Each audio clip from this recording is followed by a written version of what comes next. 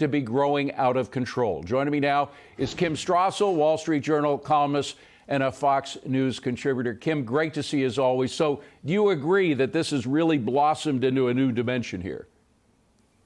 Yeah, absolutely. And, you know, David, I was really struck by another quote in the Journal story from last night saying that the excuse the DOJ was giving here was that they were concerned that the presence of FBI officials on the scene looking through documents might complicate further investigatory efforts. Or, I mean, what is that about? Hold on. We actually have that as a full screen. Let me put it up. Again, this is the excuse that they're using for not putting the FBI in there. And if you can pull up this quote from the Wall Street Journal.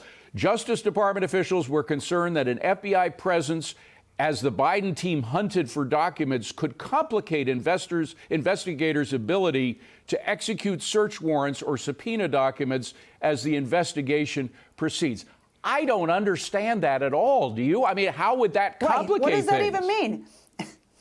No, of course it doesn't complicate things. I mean, was anyone concerned about the FBI's presence complicating things with regards to investigating Donald Trump? Exactly. Because that's the point here, David. The only thing they were concerned about was that the presence of the FBI would draw the parallel to Donald Trump. You know, FBI agents swarming through Mar-a-Lago, and now FBI agents swarming through the Wilmington, Delaware home of the president and his Rehoboth Beach home as well, too. They didn't want that because the fundamental basis of their defense here and why this is different is, oh, well, Biden team is cooperating. Well, the FBI, if it was there, would certainly make it harder for them to argue that this was something that they were voluntarily doing on their own. By the way, there's another point about that quote that I just read from the Wall Street Journal. It says Justice Department officials were concerned. Well, as the article mentions, the Justice Department would not comment on any of the charges in this article. So clearly this came from the White House. The White House is saying that this is why we did it. This is why Justice Department officials didn't want the FBI in there. Well, we haven't heard from the Justice Department. This is according to the White House, right? Yeah, I mean, look, if you think about this pretty much from the start, we've had very planned leaks to the media trying to keep control of this narrative and stay one step ahead of information that's inevitably going to get asked and come out.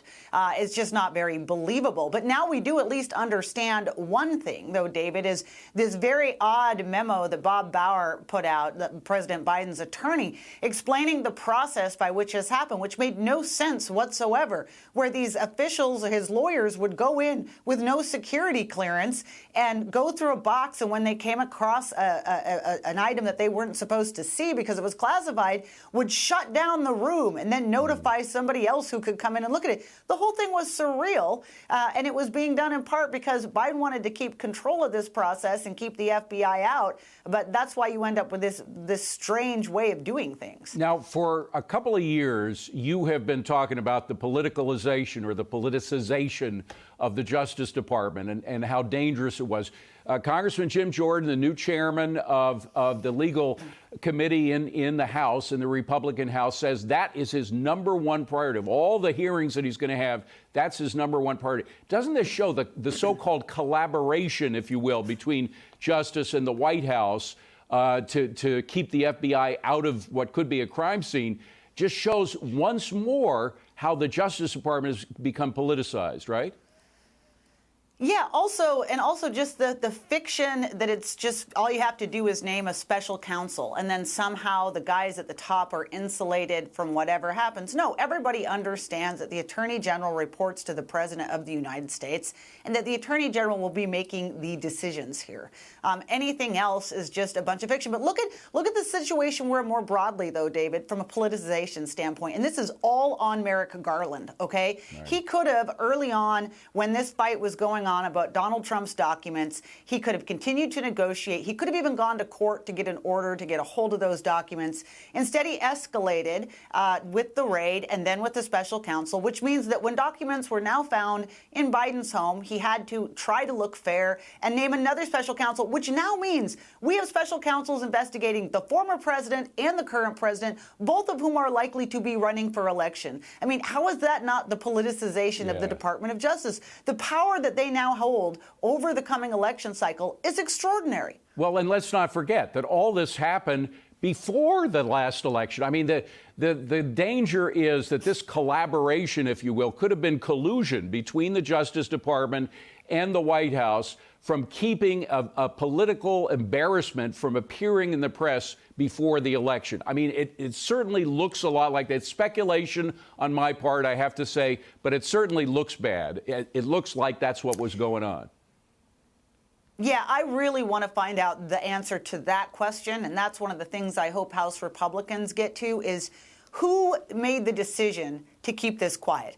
Whether in the Department of Justice, was that done in consultation with the White House? Why do that when, in fact, Merrick Garland had spoken out publicly about the probe into Donald Trump? Again, the Department of Justice doesn't normally comment on ongoing investigations. I get that. But having decided to do so in the case of Donald Trump because of all the leaks that got put out beforehand, it would seem that you would want to have equal treatment here. And then the question, of course, is still, how did the documents get to these places? Why? The president, of course, says he doesn't know the answer to that, but he's the only person who could possibly have his fingerprints on these documents. And then, of course, the question is, does it have anything to do with all of the questions about Hunter Biden and the Biden family's experience in dealing with China, Hunter Biden's dealing with Burisma in Ukraine? Hunter Biden certainly had access to those documents that were in the garage of President Biden's house before he was president. So,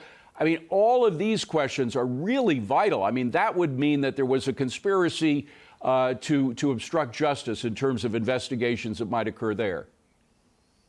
Well, don't forget, David, he blamed it on the movers getting out of the vice president's residency. That was Biden's first instinct, was to say we just had to, the movers were very sloppy as we were going. But to me, the bigger question are those documents that ended up at the Penn Biden Center, because they would have had to have been moved more than once to have gotten there, because that office didn't open until after the vice president had been out of office for a while. So there had to have been a deliberate decision to put them there. And then, of course, we also heard that they were in a folder labeled personal, which is even more interesting, because that would suggest they weren't just accidentally slipped in among other files either. What was that about? You're right. There are a ton of important questions, and the White House is being very, very difficult about answering any of them. And by the way, that office was essentially paid for by the Chinese, and a lot of $22 million of Chinese money that was anonymously given to the Penn Biden Center. So we're going to be talking about that later in the show, but I'm sure you're going to be talking about some of this in your column, which will be out in the Wall Street Journal on Friday. We anxiously await that column. Kim, thank you so much for being here today with us.